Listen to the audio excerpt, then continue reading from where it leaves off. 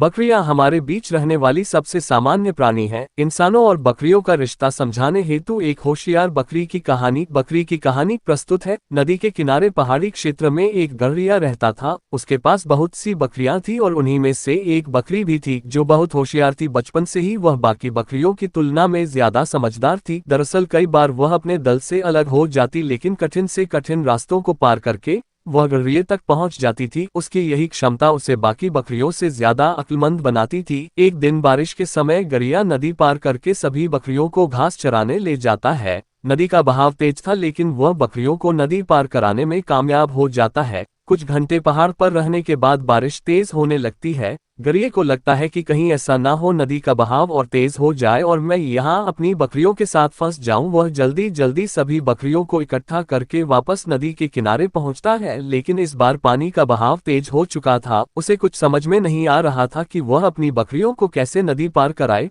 वह एक पेड़ के नीचे परेशान होकर बारिश में भीगते हुए बैठ जाता है। तभी होशियार बकरी उसके पास आती है और उछलकूद करने लगती है। गड़रिया पहले से ही परेशान था और यह बकरी भी तो उसे भी परेशान करने लगी। तभी उसने अपनी बकरी को दूर भगाने के लिए छोटा सा पत्थर उठाकर मारा, लेकिन बकरी उछलकूद करना बंद नहीं करती। गड़रिया इस बकरी की समझदारी के बारे में पहले से जानता था, इसलिए उसे लगता है कि बकरी कुछ कहना चाहती है। वो बकरी को प्यार से पुचकारते हुए बुलाता है। अचानक बकरी वहां से थोड़ा दूर जाने लगती है। गड़रिया बकरी के पीछे पीछे चल देता है। थोड़ा दूर पहुंचते ही बकरी नदी के ऊपर गिरे हुए पेड़ के पास पहुंच जाती है और उसके ऊपर चढ़कर धीरे धीरे नदी पार करने लगती है। गड़रियों को देखकर बहुत खुशी होती है कि चलो नदी पार करने का एक रास्ता तो मिला। वह सभी बकरियों को पेड़ के पास इकट्ठा कर लेता है, लेकिन इसी बीच बारिश और तेज होती जा रही थी। गड़रिया सबसे पहले अपनी बकरियों को पेड़ के ऊपर से एक एक करके नदी पार करवा देता है, लेकिन जब वह पेड़ के ऊपर चढ़ता है तब अचानक पेड़ नदी के अंदर समा जाता है और गड़रिया बाल बाल बचता है।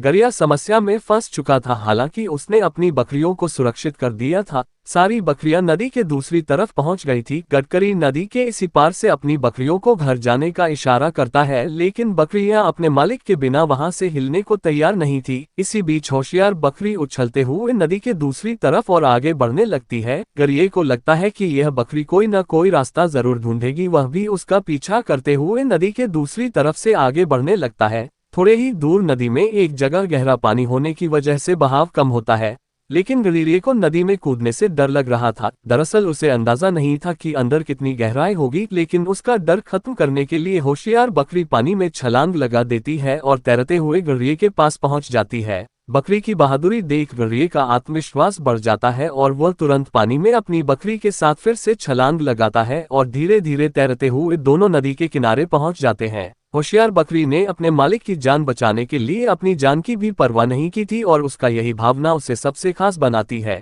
गड़रिये को अपनी बकरी की होशियारी की वजह से नया जीवनदान मिला था। वह होशियार बकरी को अपनी गर्दन में उठाए हुए सभी बकरियों के साथ अपने घर वापस पहुंच जाता है।